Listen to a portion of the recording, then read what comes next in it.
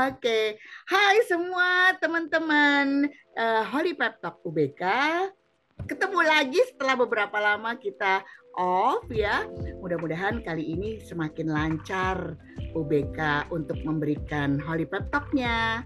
Nah, hari ini kita kedatangan tamu yang luar biasa karena bukan dari paroki kita nih. Terus udah gitu ya, aduh luar biasa deh. Saya merinding nih dengar cerita dari Mas Rio nih. Mas Rio nih ininya nih detektifnya ya, yang akhirnya bisa bikin kita nemuin tokoh ini gitu ya. Nah, beliau adalah Ibu Mimi. Ibu Mimi adalah yang membentuk Mimi Institute. Nah, apa karyanya, lalu kemudian gimana wacana-wacananya untuk teman-teman UBK, mari kita gali sama-sama. Tapi sebelumnya mungkin keterangannya yang lebih detail nih Mas Rio nih. Seperti biasa nih, kita selain ada Kak Lili yang juru bahasa isyarat, ada juga Mas Rio dong yang ganteng luar biasa ini yang akan memandu juga podcast kita. Silakan Mas Rio perkenalan lebih dalam sedikit tentang Ibu Mimi. Wah, harusnya kenalan narasumbernya langsung ya. Iya, biasanya kami mengenal Ibu Mimi ini panggil-panggil Bunda Mimi ya. Bukan karena umurnya ya, tapi jiwa keibuannya mengayomi teman-teman disabilitas. Nah, Kanana, Bunda ini punya hobi yang unik loh, Kanana. Apa itu? Hobinya suka bikin organisasi, Kanana. Suka bikin organisasi? Suka bikin lembaga, iya. Jadi ya, apa aja lembaganya? Yang aku tahu ya, nanti mungkin Bunda bisa koreksi ya. Dulu di LDD itu Leticia inisiasi oleh beliau juga. Di LDD tempat aku pernah sekarang. Nah, terus setelah itu beliau terasa LDD kayaknya Leticia udah mapan nih gitu. Akhirnya beliau berkarya lagi di tempat yang lain. Kalau nggak salah mitra-mitra juga ya Bunda ya. Nah, begitu yang terakhir aku tahu terakhir sih institut ini begitu. 3 loh. Aku 1 aja belum. Nanti Mas Rio bikin organisasi anak-anak. Itu dia. Oke, kita langsung masuk aja nih, Mas Rio. Karena Bu Mimi nih benar-benar kita udah penasaran nih kayak gimana sih kiprahnya ya buat teman-teman disabilitas. Siapa dulu nih, Mas Rio atau aku nih yang Kak Nana dulu deh. Oke. Bu Mimi, terima kasih deh, saya di sini sudah berkehadiran. Bu Mimi, seperti tadi yang disampaikan Mas Yon, boleh tolong nggak mungkin lebih lengkapnya, terutama tentang nih Mimi Institute gitu ya, pengalaman atau bukan pengalaman dulu deh, sejarah Bu Mimi sebagai individu dengan disabilitas netra, terus kepikiran untuk membuat Mimi Institute, itu sejarahnya gimana tuh Bu Mimi? Sejarahnya mulai dari tahun berapa maunya, ayo. Ya, kalau bicara sejarah, 92 ya. Kirain mulai sejarah Majapahit. Ya, memang Mimi Institute hadir di Desember 2009 ya. Jadi memang udah hampir 13 tahun ya kami bekerja di sana. Ya memang perlu banyak organisasi karena setiap organisasi kan visinya berbeda-beda ya. Dan untuk mencapai satu tujuan, bagaimana membuat teman-teman disabilitas punya hak yang setara dan hak yang sama dan kesempatan yang setara dengan masyarakat pada umumnya sebagai warga negara. Ya organisasi perlu banyak karena visinya kan fokus visinya beda-beda ya. Sumber dayanya juga nggak sama semuanya gitu ya. Nah, Mimi Institute memang visinya lebih pada ingin membuat masyarakat terbiasa berinteraksi dengan teman-teman disabilitas. Istilah kerennya sih mainstreaming disability for a better life gitu ya. Jadi kalau bergaul dengan teman-teman disabilitas itu, masyarakat pada umumnya juga akan mendapatkan manfaat hidup yang lebih baik gitu. Jadi kalau istilah Bapak Uskup sih mendapatkan kepedulian plus gitulah ya. Kalau memang bergaul dengan teman-teman dengan disabilitas. Nah, sehingga bagaimana caranya misi kami melakukan edukasi baik dengan edukasi untuk keluarga, masyarakat tentang bagaimana sih berinteraksi yang dapat diakses oleh teman-teman dengan disabilitas. Karena kan kami ragam disabilitasnya banyak ya. Ada netra, ada rungu, ada daksa, ada fisik gitu ya, ada mental, ada intelektual, bahkan ada yang ganda gitu ya. Bahkan ada yang lebih dari ganda, kita sebut multi disabilitas ya. Nah, bagaimana berinteraksinya? Di samping juga kami memberikan edukasi pada anak dan remaja yang disabilitas atau yang berkebutuhan khusus agar mereka tetap mendapatkan hak pendidikannya. Kenapa kami lebih suka bekerja pada anak dan remaja? Karena mereka masa depan pemimpin bangsa. Nah, kalau yang udah gede-gede nih kayak Rio nih, wah mereka udah jago sendiri deh, gitu kan ya.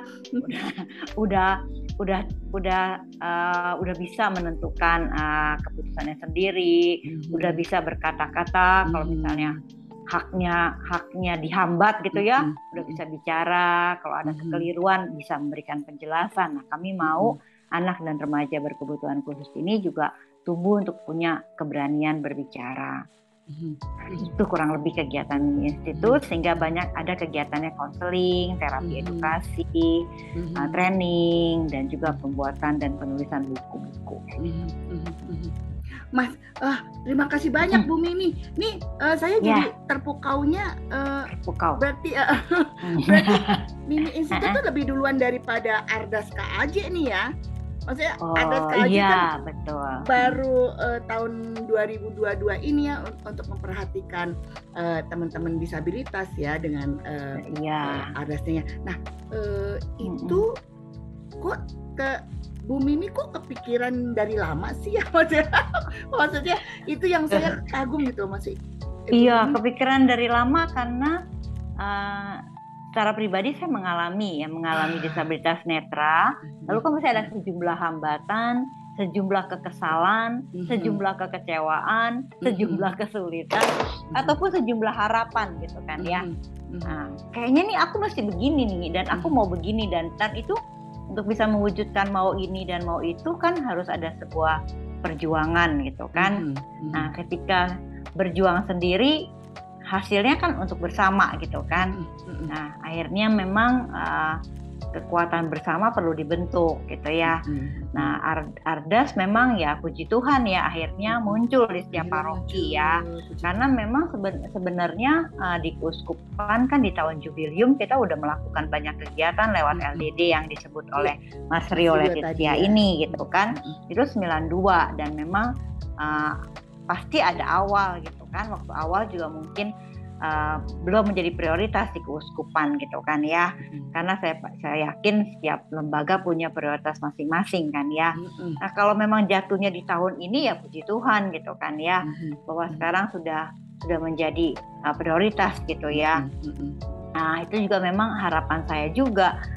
Dulu cerita dulu ya, kalau gereja kayaknya bagaimana gitu ya, mau komuni kok kayaknya nggak ada yang paham gitu ya, mau salam damai tangan udah diacung-acungin kok nggak ada yang ambil gitu kan ya. Jadi ada sejumlah susah amat ya mau gereja itu ya. Atau kalau beberapa teman saya ini aktif di Legio Maria, sejak saya SPG saya aktif Legio Maria, terus lalu saya mulai berpikir ini kenapa ya. Jadi hanya kadang-kadang teman-teman Legio yang kalau nuntun ya terlalu sangat baik sekali gitu sampai nggak bisa jalan gitu ya. Akhirnya memang penuh dengan kegregetan gitu kan ya. Ini gimana baiknya ya? Saya pikir apa yang saya rasakan untuk mendapatkan rasa nyaman misa sebagai hak saya, ke gereja hak saya berpikir pasti teman-teman saya juga yang Katolik merasakan yang sama dengan saya. Akhirnya adanya rasa sama ini gitu ya. Lalu muncul lagi nih, nggak hanya di paroki saya yang ada seorang tunanetra gitu ya. Ternyata di paroki saya ada 2-3 orang yang nggak ngelihat. Lalu punya teman ke teman, terakhir ternyata di paroki lain juga ada seorang dua orang teman tunanetra dan punya perasaan yang sama. Akhirnya lah kami bentuk yang namanya Letitia gitu kan ya. Itu adalah dasarnya paling sederhana. Kita ingin loh ke gereja gitu kan, mendapatkan mendengar khotbah yang baik, salam damai yang baik, ingin aktif organis, paduan suara, Legio Maria. Nah disitulah kita mulai gitu ya.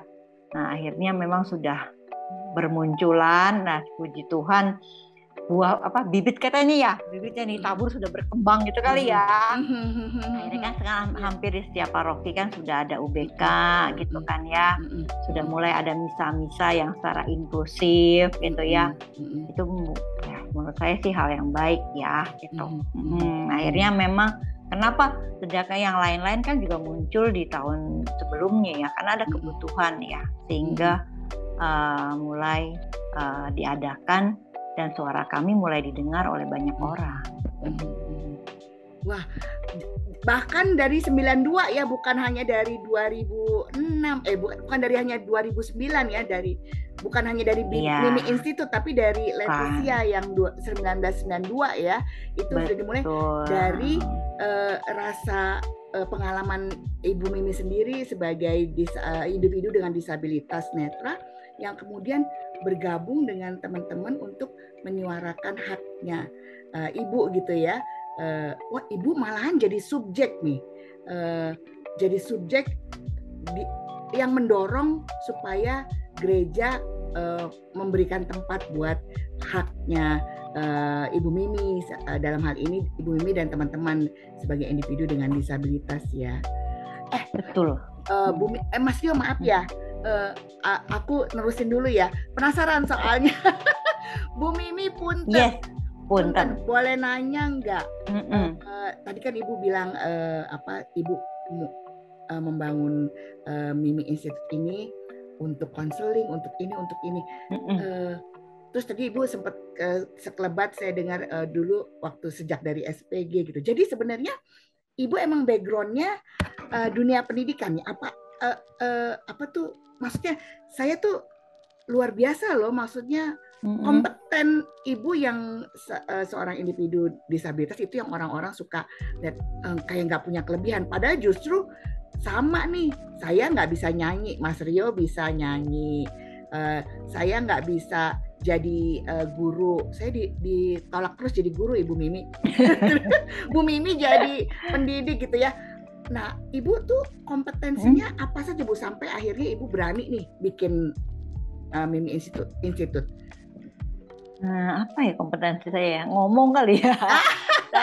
Saya memang dari SPG Santa Maria yang Juanda. Setelah itu saya ke IKIP Sanata Dharma Yogyakarta, masih pendidikan ya. Nah, memang setelah pendidikan saya agak melenceng ke FISIP. S2 saya di UI ambil administrasi publik. Ya, karena setelah saya punya cukup kuat tentang background pendidikan dan kebetulan di IKIP Sanata Dharma program minornya juga konseling gitu ya. Jadi setelah saya cukup punya background pendidikan dan konseling, lalu saya ke FISIP. S2 saya ambil administrasi publik, lalu saya berkesempatan ke Leeds University di UK untuk ambil bidang komunikasi. Nah, tukang ngomong jadinya kan ya. Nah, lalu saya puji Tuhan bisa menyelesaikan program doktoral saya di tahun 2006 ya kalau 2016 ya.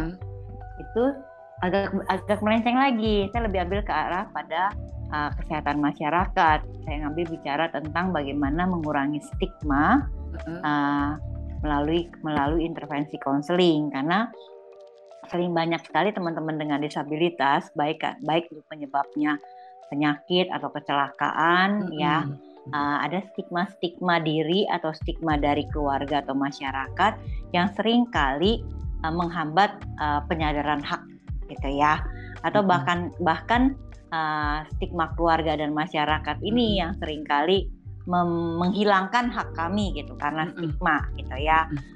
Nah ini perlu dibantu gitu teman-teman ini lewat program konseling yang berbasis hak ini, agar teman-teman memang kalau ada stigma ya bagaimana kita hadapi, bukan kita sembunyi gitu.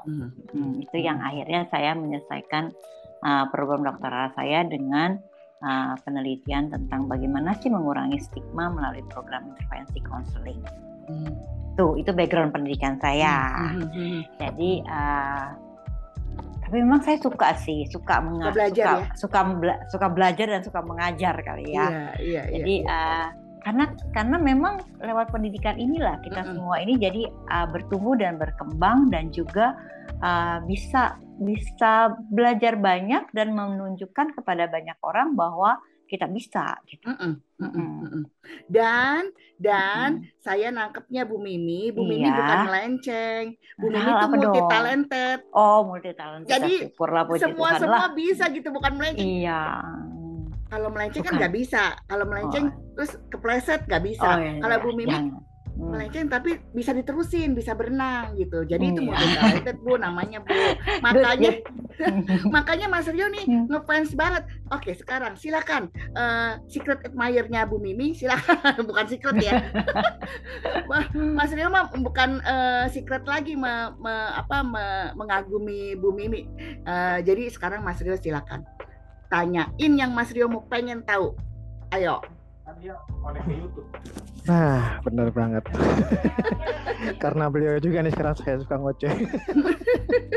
Dulu mah saya ketemu beliau ini masih diem aja. Kalau nggak ditanya mah nggak bakal jawab gitu ya. Sekarang mah nggak ditanya jawab mulu. Iya Bunda, mungkin nggak cuman aku tapi banyak orang di luar sana juga maybe penasaran juga. Bunda mengalami disabilitas sejak lahirkah atau di usia dewasa? Dan bagaimana prosesnya ya Bunda bisa sampai tahap demi tahap tadi yang sudah Bunda lewati hingga bisa sampai hari ini gitu. Ya. Kalau cerita gini bisa 3 hari 3 malam ya. Nah, singkat, padat dan nggak jelas. Oh bukan ya, padat dan jelas. Ya, memang sharing ini baik ya. Saya mengalami kemunduran penglihatan ini di usia 10 tahun dan menjadi buta total itu di usia 17 tahun. Ya, jadi memang sebagai seorang yang mengalami kebutaan bukan dari bayi gitu ya, bukan dari lahir. Saya rasa Mas Rio juga enggak dari bayi ya. Itu juga melalui proses yang lebih sulit ya, karena pernah melihat, terus tiba-tiba nggak ngelihat gitu ya. Pernah melihat remang-remang, terus akhirnya gelap gitu kan ya. Ya memang yang memang bagaimana bangkit, bagaimana bisa akhirnya titik temu untuk ya sudahlah. So what gitu kan ya, atau EGP dah gitu kan, itu nggak mudah sih ya. Kalau mungkin setiap orang pasti mengalami proses, saya bilang ya. Mungkin nggak seperti hari ini saya dan Rio bisa ngomong saya buta, saya disabilitas netra, saya tunanetra dengan lancar tanpa ada rasa sedih, tanpa ada rasa berat di hati gitu ya. Ya sudah, karena kita udah sama-sama bisa menerima, bukan hanya menerima, mengakui diri sendiri, bahkan meminta lingkungan untuk mengakui kami seorang tunanetra gitu. Dengan berani, cara nentunya salah nih, nggak begini nih, harusnya begini gitu kan.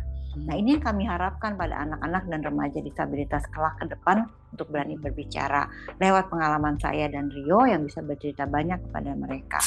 Nah bagaimana saya, pertama saya kesel sama dokter. Kenapa? Karena menurut saya harusnya dalam pengobatan 10 tahun, dari umur 10 sampai 17 tahun, 7 tahun berproses, menurut saya ya, harusnya mereka sudah tahu nih penyakit saya akan mengalami kebutaan atau kesembuhan gitu kan. Nah itu menurut saya dokter harus sudah tahu gitu ya. Kenapa kok saya dipelihara untuk terus konsultasi sebulan sekali, sebulan 2 kali gitu kan ya. Nah berarti kan itu ada harapan kan. Nah harusnya kan harapan dong namanya. Entah kembali lagi ya minum obat ini ya 2 minggu balik lagi ya 2 minggu. Itu kan harapan yang dipelihara kan. Dan tetapi ujungnya kan tidak sebuah kesembuhan. Itu satu yang saya kesel lagi. Saya protes gitu kan ya. Jadi itu lalu saya akhirnya memang nggak bisa berbuat banyak gitu kan ya. Karena memang dokter sudah menyatakan demikian. lalu saya bersyukur karena orang tua saya tetap menerima kondisi saya, mendukung saya, apapun yang saya lakukan mereka mau mencarikan cara gitu ya, lalu melibatkan saya, yang penting mengajak saya pergi, gak pernah ditinggal gitu ya. Nah itu menurut saya kalau pendengar acara ini pada Bapak Ibu keluarga yang punya anak disabilitas, jangan pernah ditinggal tuh anak. Ajaklah pergi terus, libatkan di rumah gitu kan. Ini yang saya rasakan, hal-hal yang bisa memunculkan rasa percaya diri. Nah, saya mendapatkan dari situ. Akhirnya dari mana saya bisa karena rasa sayang orang tua, saya nggak bisa marah sama orang tua saya gitu, karena mereka mendukung saya gitu. Tetapi bersama dengan umur ya, namanya remaja kan, 18-19 mulai kesel gitu kan. Lalu muncullah, kenapa mesti saya, kenapa bukan yang lain gitu kan ya. Kenapa muncul perasaan itu? Karena mau baca buku nggak bisa, mau jalan susah, mau lihat ini susah, muncul teman-teman pergi nonton saya nggak pergi gitu kan ya. Nah itulah yang menyebabkan kenapa mesti gue bukan lu gitu kan. Nah akhirnya memang ya saya akhirnya bersyukur ketika saya awalnya saya bukan dari keluarga Katolik, Kak Nana dan Kak Leli, tapi saya akhirnya dibaptis karena saya ingin punya kegiatan gitu kan ya.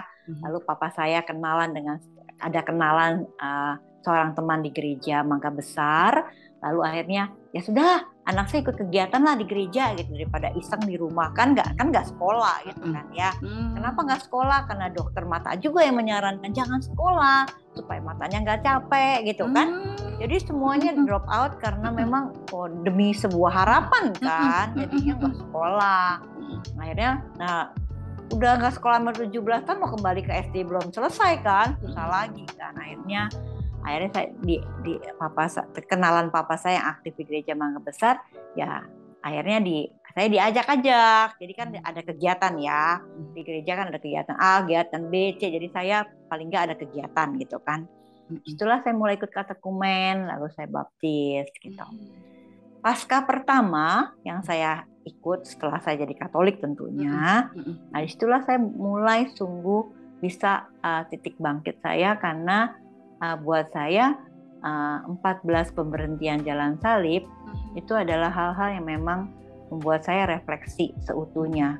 Ya di situ ada Yesus yang mau dibantu sama orang. Saya bilang kenapa nggak mau dibantu orang ya gitu kan ya. Ada Veronica yang begitu berani mengusap wajah Yesus gitu kan ya. Dan hal semacam itulah yang membuat saya ada Yesus yang jatuh bangkit gitu kan ya. Nah itu yang membuat saya bangkit, benar-benar bangkit bersama Yesus gitu ya. Nah, menurut saya itu yang pengalaman akhirnya saya mulai bisa menerima diri saya. Ya udah jatuh ya nggak apa-apa, tuh bangkit lagi gitu kan. Nah titik baliknya adalah setelah saya paham 14 pemberhentian jalan salib, dan buat saya pertama kali saya ikut jalan salib sungguh-sungguh menyentuh adalah ternyata untuk mendapatkan itu ya saya harus berani bicara.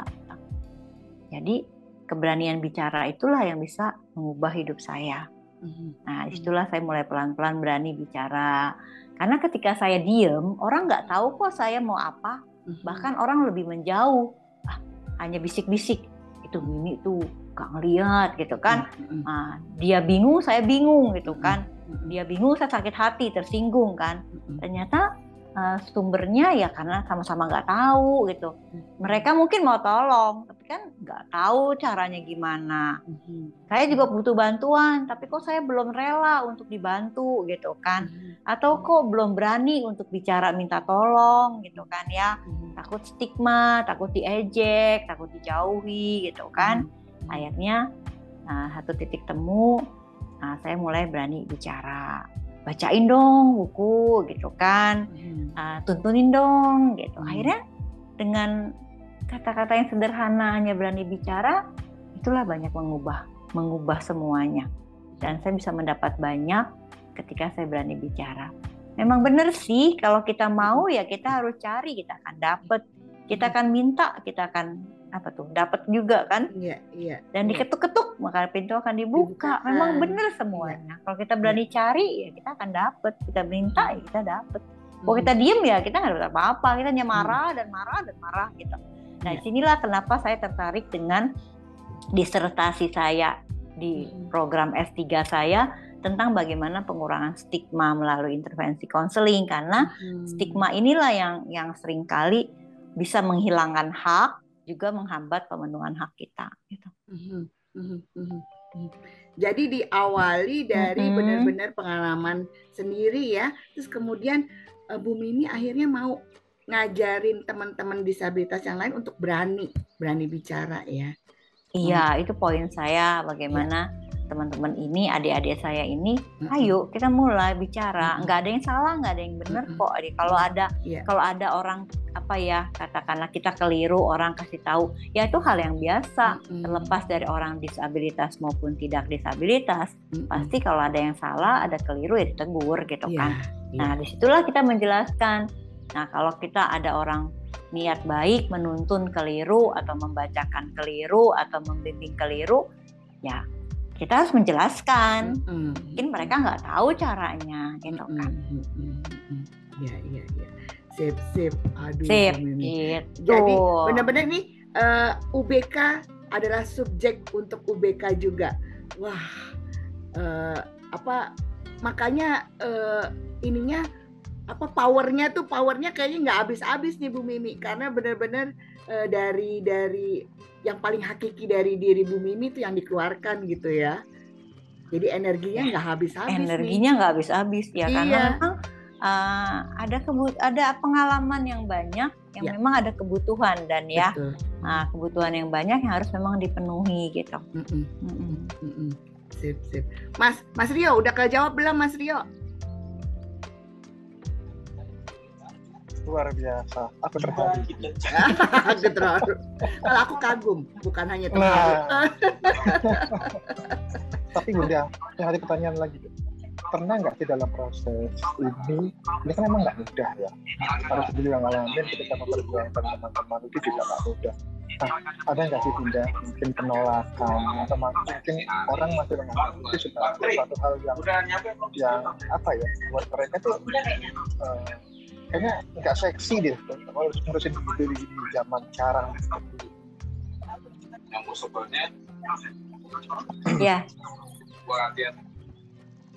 Ya kalau bicara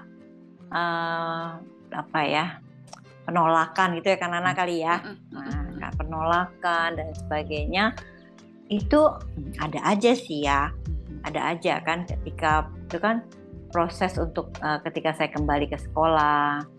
Ya, ketika memang di rumah sudah sangat kuat, lalu ingin kembali ke tengah masyarakat itu ke sekolah, ada perasaan-perasaan nanti gimana ya, kayak gitu kan ya, nanti ya kadang-kadang ada perasaan jadi kalau di sekolah jadi anak bawang gitu kali ya, udah nggak apa-apa.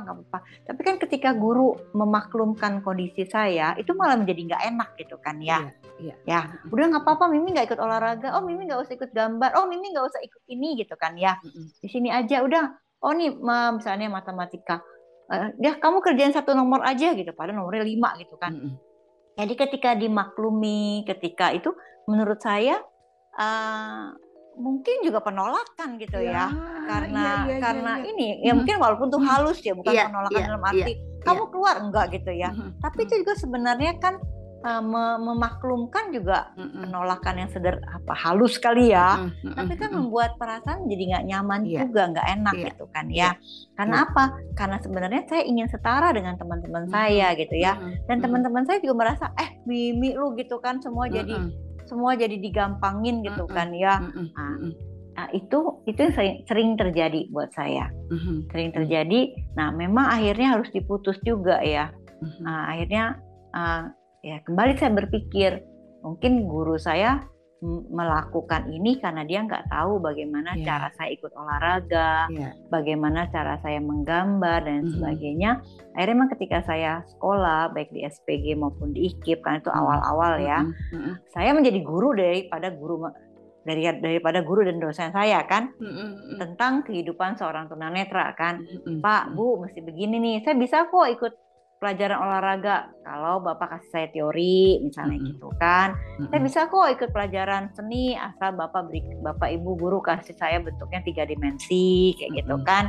Nah, akhirnya memang kalau bicara inklusif, dari situlah inklusifnya gitu kan. Teman-teman boleh menggambar, mungkin saya diganti dengan menyanyi atau membuat patung gitu kan yang bisa diraba dan sebagainya.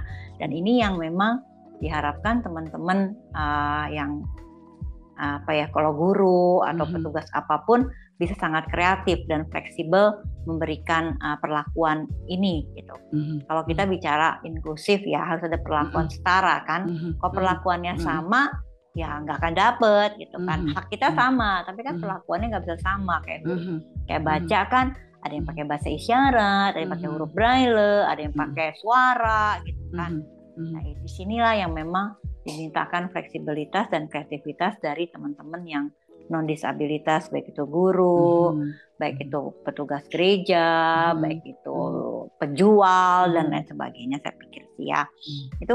Jadi kalau saya sih belum ada penolakan ya ketika saya berusaha masuk kembali ke sekolah ya di STG kayak gitu kan. Mereka selalu bilang nggak siap nih terima murid tunanetra, nggak siap nih terima mahasiswa tunanetra gitu kan ya.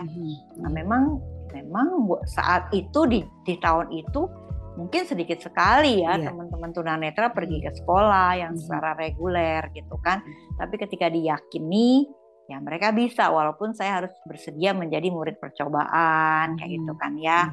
Nah setelah percobaan 2 bulan 3 bulan ya setelah guru-guru tahu bagaimana hasil saya belajar ya akhirnya lewat kayak gitu.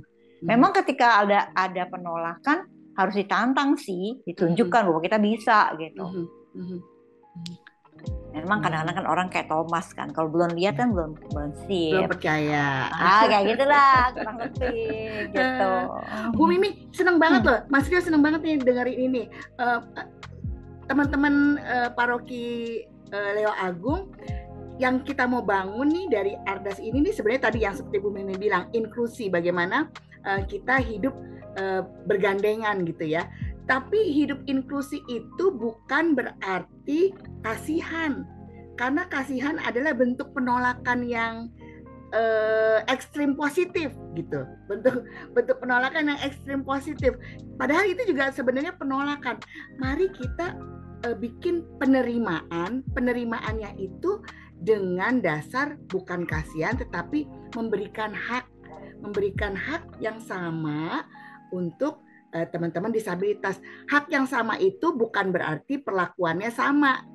Haknya sama, tetapi kita mesti kreatif nih. Bagaimana supaya teman-teman disabilitas merasakan haknya, tapi dalam bentuk yang lebih kreatif supaya bisa mereka mengerti. Gitu ya, Bu Mimi ya? Betul ya, karena masalah disabilitas kan masalah di interaksi. Iya, betul. Bukan masalah hambatan penglihatannya, bukan masalah hambatan pendengarannya. Jadi bukan dibahas masalah hambatan penglihatan, hambatan jalan, bukan. Masalah disabilitas adalah masalah bagaimana berinteraksi. Kalau interaksinya ada, ya oke. Karena hidup ini kan interaksi, belajar interaksi.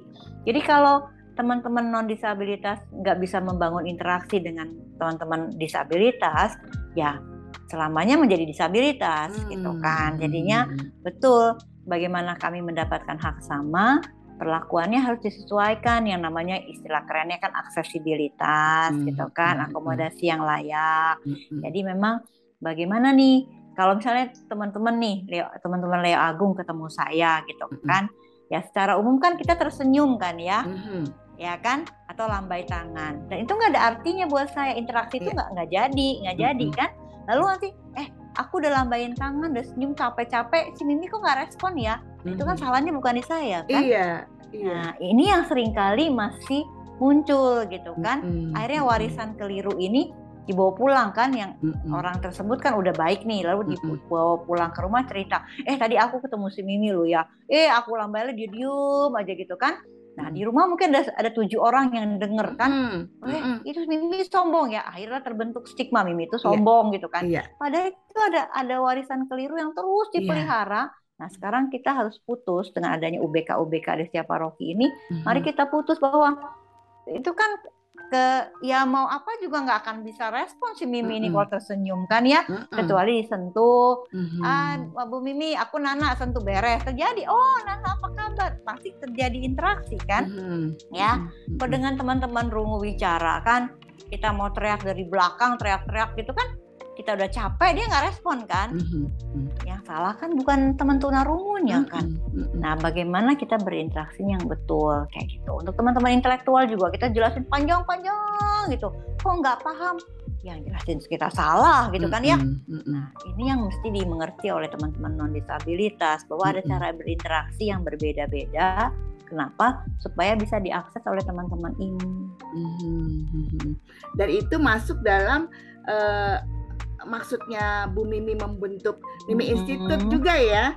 Nah ini salah satu edukasi bentuk training yang kami berikan kepada masyarakat, komunitas, perusahaan, layanan-layanan, gereja, masjid dan lain sebagainya, kelurahan gitu ya. Bagaimana sih berinteraksi dengan teman-teman disabilitas, dan yang penting mereka punya konsep disabilitas yang betul dan inklusif yang betul gitu. Iya, sip. Wah, keren. Mas Rio, mau nanya apa lagi nih sama bundanya Mas Rio nih? Aku juga boleh tanya nggak? Tanya nggak? Iya, boleh. Kali ini boleh ya, Bu Mimi? Boleh ya? Iya boleh. Boleh ya. Aku terharu sekali dan senang banget ngedenger tadi Bu Mimi dukungan keluarga ya. Yang apa istilahnya ya, membiarkan papanya mencari ada teman yang mau mengajak Bu Mimi. Nah itu kan sesuatu yang tadi Bu Mimi bilang bukan dari keluarga Katolik. Ya. Kita sama Bu Mimi, makanya itu saya terpesona sekali. Benar-benar yang wow gitu. Tadi saya sempat diam sebentar, saya nggak menerjemahkan karena terpesona dengan keluarga Bu Mimi yang begitu luar biasa. Gimana tuh ceritanya Bu Mimi? Ya karena satu kan saya ketika sudah mendapatkan vonis dari dokter tidak melihat, lalu saya mulai nggak tahu mau ngapain kegiatannya gitu, kembali ke sekolah. Saya belum tamat SD, harus pelan-pelan cari sekolah kan ya. Berarti kan orang tua saya mencari nih, ini mau sekolah gitu kan, kemana gitu kan. Jadi setiap kenalan ditanya gitu. Nah kebetulan ada satu kenalan ini memang respon gitu kan, karena kenalan papa saya ada aktif di gereja Mangga Besar. Ya akhirnya yuk coba aja libatkan gitu kan. Mungkin bisa jadi nanti bisa sekolah dan sebagainya gitu kan ya. Nah itu yang memang ya saya senang aja saat itu kan ya, karena buat saya ada saat itu saya ingin punya kegiatan gitu kan. Judulnya bosen lah kalau di rumah aja dari pagi sampai malam kan ya. Paling nggak saya ikut kegiatan renang, ikut kegiatan apapun, nyanyi-nyanyi gitu ya. Keluarga apa Bu? Keluarga saya Konghucu. Konghucu. Okay. Ya, jadinya di akhirnya judul saya sih senang gitu kan. Saya terlepas saya akan menjadi Katolik atau enggak, saya nggak kepikiran juga saat itu kan ya. Ikut belajar, ya ikut ditawarin katekumenat, ya ikut aja dalam tidak tahun. Yang penting saya punya kegiatan gitu kan ya. Dan terlebih lagi juga mama saya kalau ke pasar saya diajak, dilibatkan gitu ya. Juga akhirnya membuat saya tetap senang gitu, ada kegiatan gitu ya. Kalau mama saya lihat saya dibawa ke pasar, dibawa ke rumah saudara kayak gitu. Kalau mama saya masak saya diajak gitu kan ya. Nah buat saya memang mama papa saya terus berusaha gitu ya, berusaha mencari agar anaknya ini bisa kembali ke sekolah gitu kan. Nah dengan lewat kenalan-kenalan ini kan akhirnya berani nih didaftarkan ke sini ke sana dan sebagainya. Akhirnya saya ikut ujian, saya sempat pergi ke Malang untuk menyelesaikan SD saya dan SMP saya di Bakti Luhur ya, emang itu SLB Bakti Luhur yang memang mau membantu saya menyelesaikan SD dan SMP saya, dan baru saya kembali ke Jakarta lagi. Nah itu semua lewat kenalan gereja gitu. Luar biasa. Ya ada jalan. Ya, Mas Rio, kita nih kayaknya kita satu alma mater ya Bunda. Satu alma mater, iyalah. Oh, baru. Iya. Pantesan aku direkomendasiin ke sana. Ketahuan sekarang. Iya dong. Iya, dulu aku nggak ada sekolah kemana, lari ke Jakarta. Di mana ada Bakti Luhur? Ya, balik lagi. Balik lagi. Tapi Bakti Luhur kan ada juga di Jakarta juga ada toh? Ada, betul ada. Tapi karena aku waktu itu di Malang, kepikir ya udahlah kalian. Malang dulu dia.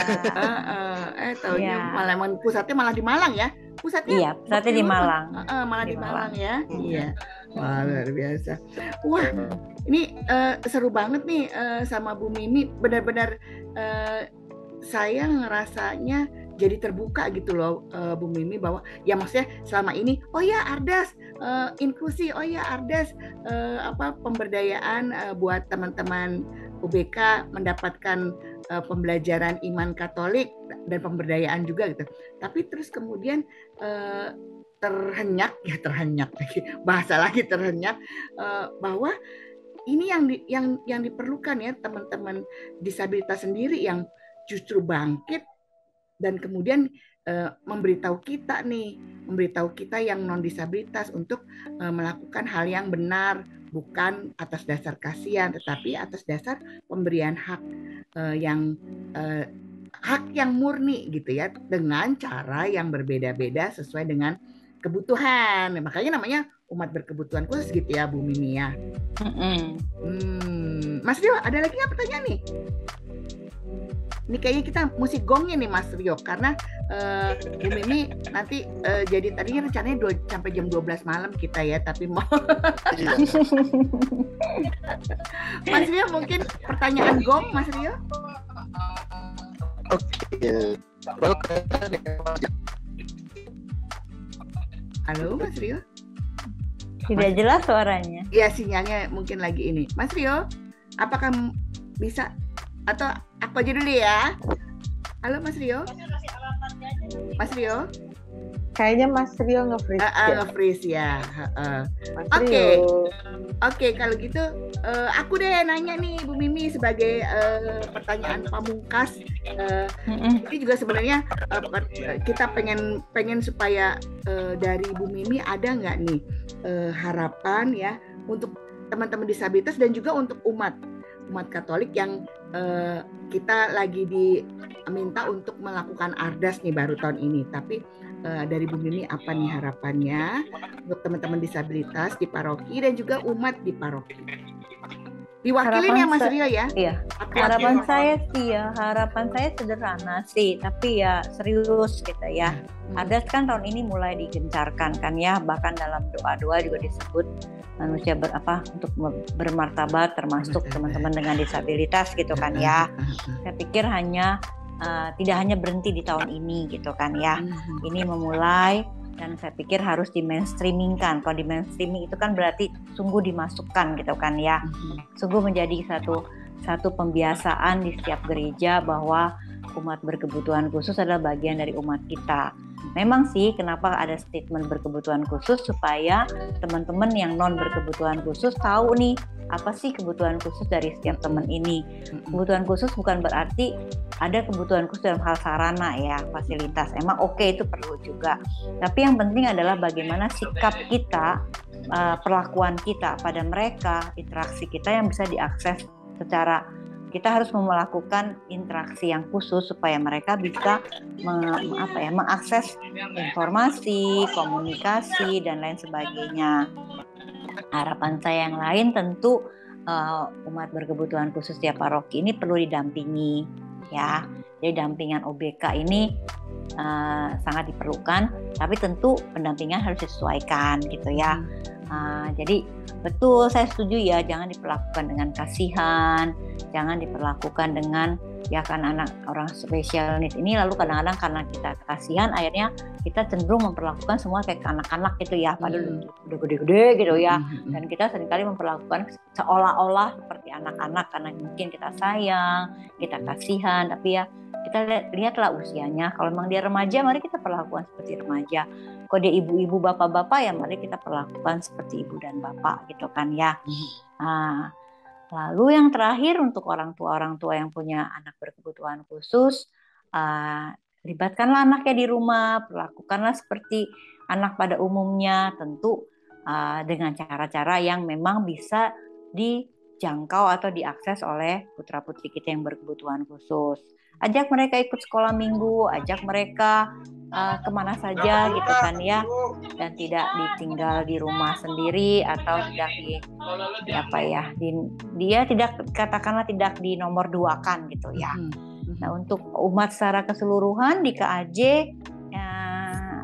saya hanya berharap kalau ketemu gitu ya, kalau lihat ada karakteristik yang sedikit berbeda, mungkin jalannya berbeda, lihatnya berbeda, saya pikir teman-teman umat berkebutuhan khusus harus punya kepekaan kali ya, dan karena peka gitu ya, bagaimana nih aku membantunya gitu kali ya. Kalau ingin salam damai, ya kita tanya aja, Pak, salam damai gitu kan ya.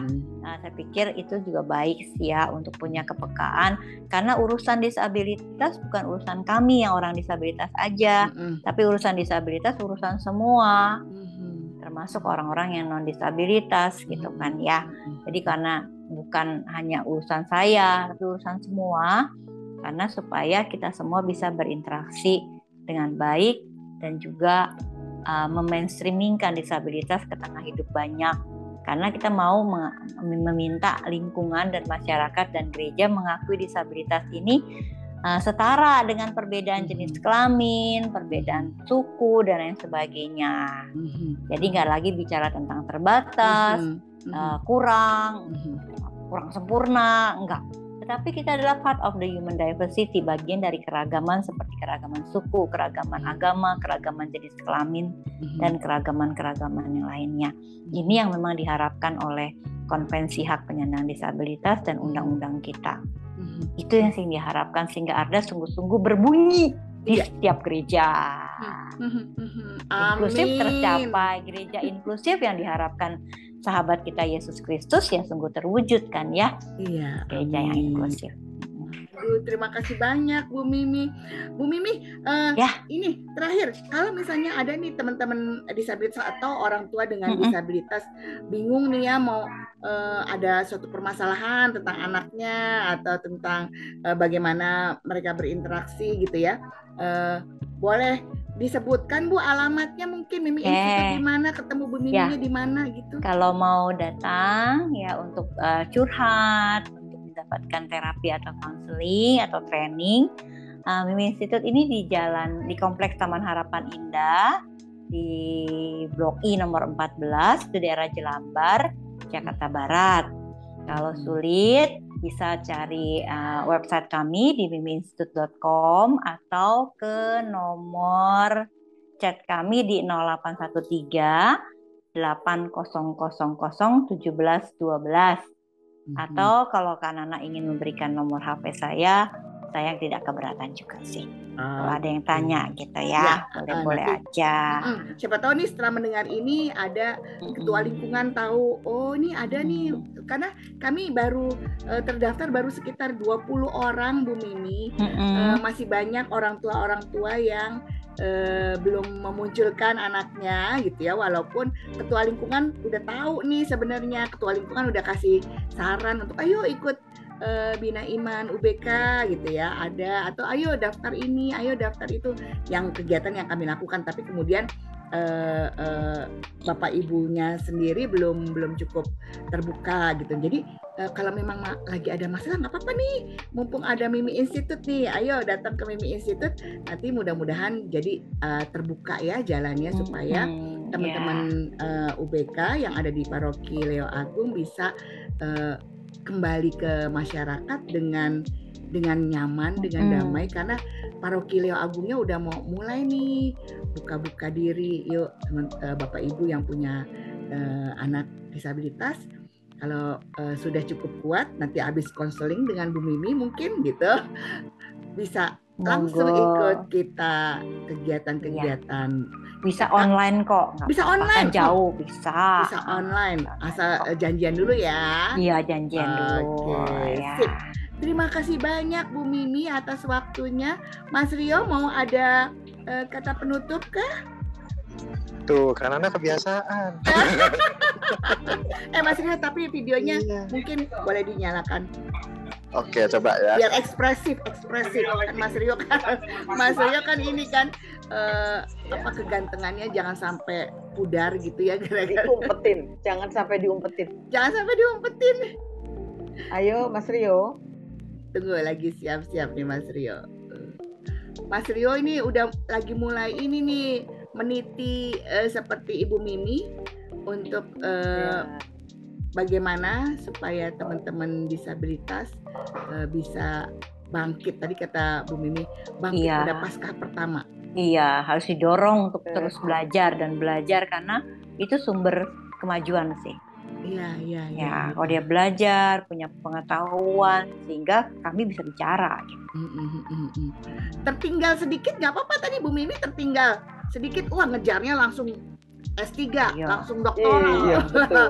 Sekolah kan nggak ada batas umurnya. Yang penting udah batas. selesai dari SMA kan ya, kapan aja boleh gitu. Sampai Bu Mimi pilih berbagai macam ini nih bidang nih. Iya.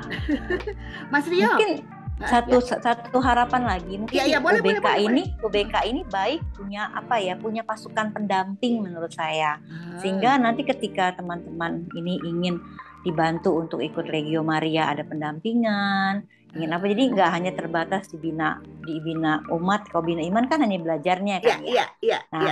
Mungkin ada pasukan pendamping gitu ya, yang dilatih, yang relawan dikumpulin, bagaimana mendampingi. Kalau misalnya ada yang kebutuhan pengen urus ini dong, ikut aktif OMK misalnya kan. Nah, ada pendampingan, mungkin didampingi 3-4 kali, lalu mereka terbiasa dengan anggota OMK-nya dilepas gitu kan. Ingin ikut WK dong, saya pengen ikut WK nih gitu kan. Nah, untuk awalnya kan nggak tahu nih. Nah, mungkin 3 kali pendampingan, setelah kenal dengan anggota WK-nya lepas. Itu baik, karena kan saya juga pengen ikut WK, pengen ikut OMK, pengen ikut paduan suara gitu kan. Nah, setelah dikenalkan dengan udah kenal, tahu rumahnya di mana, bisa ikut jemput-jemputan gitu kan. Nah, itu dulu saya paling sedikit kecewa. Udah yang umat disabilitasnya kita layanin ke rumah, prodiakon datang antar komuni. Ya bukannya nolak sih ya, tapi ada kerinduan untuk datang ke gereja gitu ya. Walaupun dari sisi enak ya dilayani di rumah ya. Sekali 2 kali sih enak, tapi lama-lama kan gue kan sebenarnya pengen keluar dari rumah, pengen ke gereja gitu kan ya. Nah, itu yang memang kita bagaimana harus dihilangkan dalam arti kata repot itu ya, kata anak ya. Kalau kita bicara repot, emang lebih repot ya, tuntun, jemput gitu kan. Tapi memang yang diharapkan setelah dituntun, dijemput, diantar, nah kita bisa lepas gitu kan, tidak abadi gitu kan. Oleh karena itu, ketika misalnya seorang tunanetra didampingin, kita harus kasih cerita mulutnya, maksudnya dibisikkan, ini lewat jalan ini lewat jalan ini. Kalau kakak mau pakai Gojek begini caranya, kalau kakak mau jalan kaki begini caranya, kalau kakak mau ikut temen, kayaknya 2 rumah dari kakak ini umat kita juga loh kak. Nanti kalau mau misa bisa janjian, seperti saya nih di komplek ini, saya tahu nomor berapa aja yang suka ke gereja gitu kan. Nomor ini suka gereja misa pagi 6:30, yang ini sukanya misa sore jam 5. Nah, saya tinggal janjian, nanti gue ikut ya misa. Gitu contohnya gitu kan. Tapi ini teman-teman pendamping ini yang menolong, kasih informasi, kasih keberanian sehingga kita tahu, kita punya sumber. Kalau gue pengen misal 6:30, gue ikut dia gitu kan. Tapi kan bagaimana taunya kan tentu setelah bergaul kan ya. Nah kalau misalnya Mi gue lagi nggak ke gereja damai, gue lagi gereja di mana, ya kita nggak usah sedih gitu kan, nggak usah bilang oh dia gitu, nggak usah, kan ada sumber lain gitu kan. Sampai nggak ke gereja pun kalau kita udah usaha 5 kali, ya saya pikir ya orang Tuhan Yesus juga paham kan ya. Ya udah ada YouTube gitu kan, YouTube.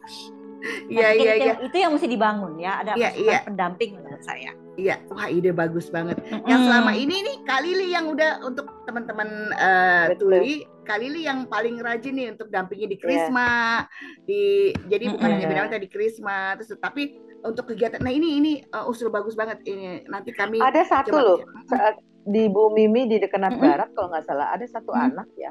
Kemarin ini baru dibaptis. Saya dampingi dia untuk katekumén. Jadi JPI, walaupun tadinya juga dia nggak bisa di Sindo, dia lebih ke baca bibir, ya, baca bibir. Tapi akhirnya sudah selesai berapa bulan itu. Nah sekarang tahu nggak apa dia ikut? Dia ikut itu loh, yang BKSN Lomba Narasi Kitab Suci. Luar biasa kan? Dan itu juga baru aja saya barusan terima juga, Bu Lili ini Revina, dia dari Imakulata itu Dekenat Barat ya kalau nggak salah. Maria Imakulata apa gitu nama parokinya. Lalu pembimbingnya bilang, Bu Lili ini Vina ikut lomba narasi, tolong dibimbing. Nah itu saya bangganya luar biasa, sampai merinding tadi saya. Vina ikut, padahal baru jadi Katolik, baru dibaptis, belum artinya belum ke gereja juga baru ya, jadi belum paham banget. Tapi dia bilang apa? Kenapa mau ikut? Karena saya suka sekali cerita-cerita di Alkitab katanya. Jadi dia suka sekali baca kitab suci sekarang. Luar biasa kan. Nah itu loh yang pendampingan itu. Pendampingan ini yang diperlukan memang. Itu penting betul. Jadi kita jangan hanya sibuk dalam konteks bina iman gitu ya. Betul. Saya lihat gitu ya Bu Mimi, kemarin juga saya ikut di Netra di Bina apa itu panti yang Cahaya Batin yang di Cawang. Cahaya Batin yang di Cawang. Ya. Nah itu saya dampingi teman tuli yang belajar komputer, ada juga netranya di situ kan. Saya luar biasa, saya tuh sampai mereka benar-benar pendamping. Saya nggak tahu luar biasa pendampingnya ya kalau saya pikir, karena keluar dari kelas, datang ke kelas, keluar kelas, pergi sembahyang Jumat, sholat Jumat, keluar, itu kita nggak akan sangka kalau dia itu netral.